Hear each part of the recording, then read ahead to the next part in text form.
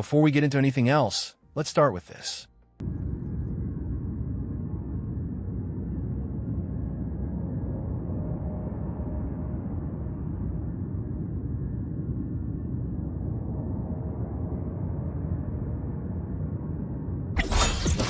Ready to launch. Eclipse! The world is mine to guard. Objective logged. Fly high! Truth, reach the cosmos. Blade cleaves the night. Peril, purged in light. Propulsion mode. Crash now! Body limit unlocked. The savior rises. Kuro Games just dropped the official gameplay showcase for Aemeath, and yeah, this should already answers a lot of questions people had about her playstyle. And now that you've seen the official footage, let's talk about what the leaks are adding on top of that. Quick intro first. What's up everyone? Welcome back to the channel, your daily stop for Wuthering Waves leaks, news, and future content updates. If you enjoy staying ahead of the curve, you already know what to do. And with that out of the way, let's start with Aemeath, because there's a lot to unpack here. According to leaks from Iris, Aemeath is being designed as a pure main DPS. That means no hybrid playstyle, no sub-DPS role, and no off-field damage focus like Phoebe. Everything about her kit is centered around keeping her on-field and dealing damage constantly. This lines up pretty well with what we saw in the official gameplay. She doesn't feel like a character you swap in and out.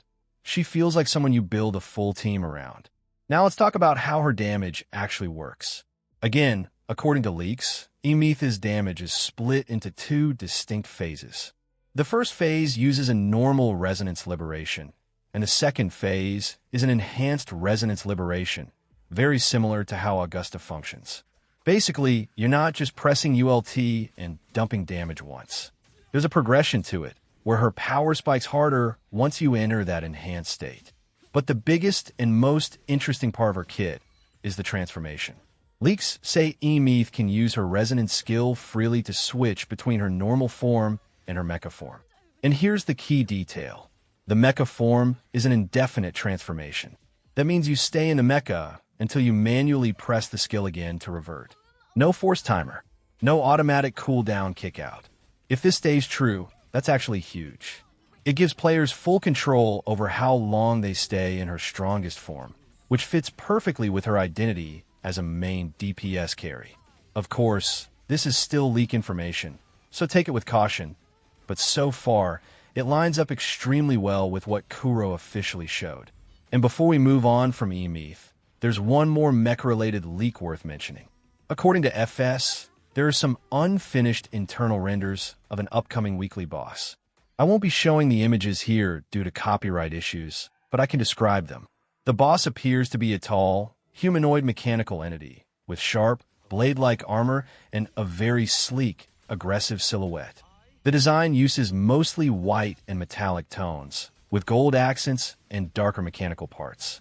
It also seems to have large wing-like mechanical structures on its back, which could hint at aerial movement, phase changes, or transformations during the fight. These are unfinished renders, so everything is subject to change. But if this leak is real, this could end up being one of the most visually striking weekly bosses we've seen so far. Now that we've covered Aemeath and the new weekly boss, let's move on to another character that's getting a lot of attention. Next up, we have Luuk Herssen. According to Iris, Luuk's kit is focused primarily on aerial combat. That means his gameplay is likely built around staying airborne, attacking from above, and possibly chaining air combos or aerial skills. This could be a really interesting direction, especially considering how vertical Wuthering Waves combat already is. If done right, Luuk could end up feeling very different from the standard ground-based DPS characters we're used to. That said, we don't have detailed numbers or mechanics yet, just a core concept. So for now, think of this as an early look at his intended playstyle, not a full kit breakdown. Now let's talk about something that affects everyone, not just one character. According to Iris, a brand new exploration mechanic called mecha piloting is planned for a future Lahairoi patch. What's interesting here is that this mechanic is said to be available to all characters, not locked behind Aemeath or any specific unit. That strongly suggests this is an overworld system, something like traversal, puzzles, or interactive exploration using mech rather than combat-only gameplay. This could tie into larger zones, vertical maps, or even environmental mechanics we haven't seen yet. Again, this is unconfirmed, but if true, it could be one of the biggest exploration upgrades the game has had so far. Now let's quickly address a leak that's been confusing a lot of people.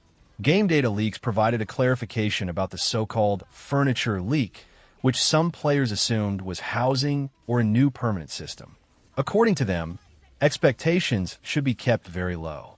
They don't even fully know what it is yet, only that it's probably related to exploration or puzzle solving, not a full housing system or major mode.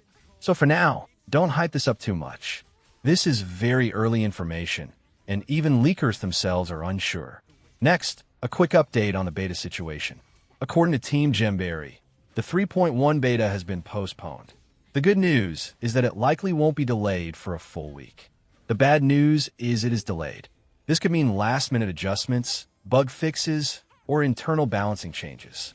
Either way, we should still be getting it soon, just not exactly when expected. And finally, let's end with something long-term players will definitely care about.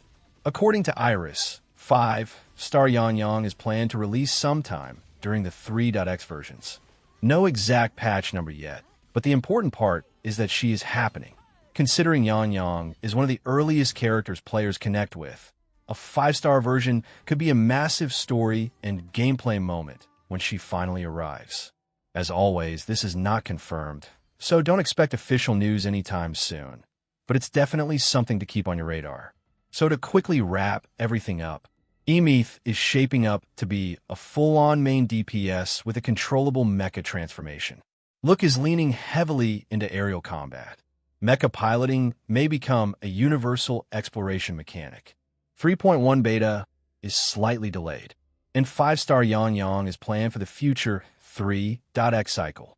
If you want more Wuthering Waves leaks, updates, and breakdowns as soon as they drop, make sure to like the video, subscribe, and turn on notifications. Thanks for watching, and I'll see you in the next one.